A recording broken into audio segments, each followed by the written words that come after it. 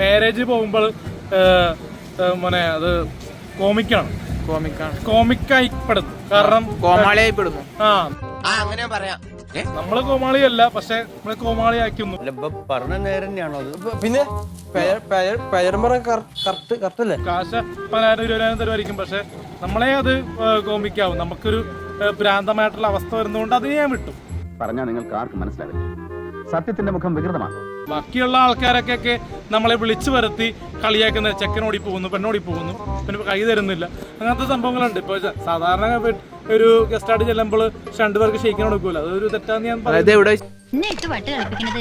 എല്ലാവർക്കും രസമാണ് ഇവിടെ.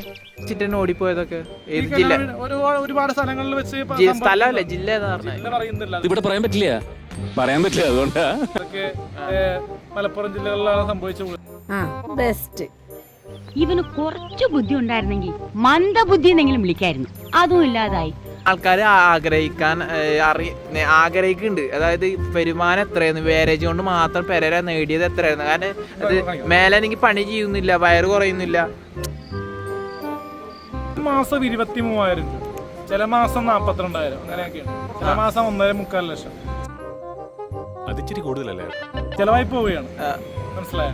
ഏപ്രിൽ മാസമാണ് മറ്റേ 23,000 രൂപ, പിന്നെ മെയ് മാസം 32,000 രൂപ, ജൂൺ മാസം 41,300. ഇപ്പൊ തന്നെ മൊയ്തൂക്ക ഇത്രയും ഉദ്ഘാടനങ്ങൾ നടന്നേക്കുന്ന ഒരു കാലഘട്ടം ഇതിനു മുമ്പ് കേരളത്തിൽ ഉണ്ടായിട്ടില്ല.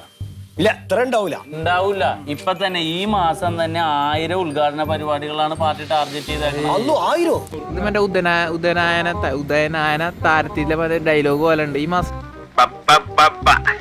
നമ്മുടെ ഭാഷ പഠിക്കണമെങ്കിലേ നല്ലവണ്ണം നാക്ക് പഠിക്കണം മോളെ. നാക്ക് പഠിക്കണം. അതല്ല, ഇനി നിനക്ക് റോസ്റ്റ് ചെയ്യാം. ഇനി ഓഗസ്റ്റ് തുടങ്ങി നിനക്ക് റോസ്റ്റ് ചെയ്യാം. എന്താണ് ബിഗ് ബോസ്? ഞാൻ പറയുന്നില്ല, ഞാനും പറയുന്നില്ല. ഓക്കെ, അത് വരട്ടെ, വലിയ വലിയ ഷോയിലൊക്കെ വരട്ടെ, അല്ലാണ്ട് നമുക്ക് പറയാൻ പറ്റത്തില്ലല്ലോ. ഈ ഒരു സാധനത്തിന്റെ കുറവും കൂടെ ഇവിടെ ഉണ്ടായിരുന്നുള്ളൂ. പോയടാ നിന്നെ പോലെ ഈ TV-കാരെ പോലെ വേറെ പണിയില്ലാത്തവരല്ല ഞങ്ങളൊക്കെ. ഞങ്ങൾക്കൊക്കെ വേറെ 100 കൂട്ടം തിരക്കാ. ചെല്ല്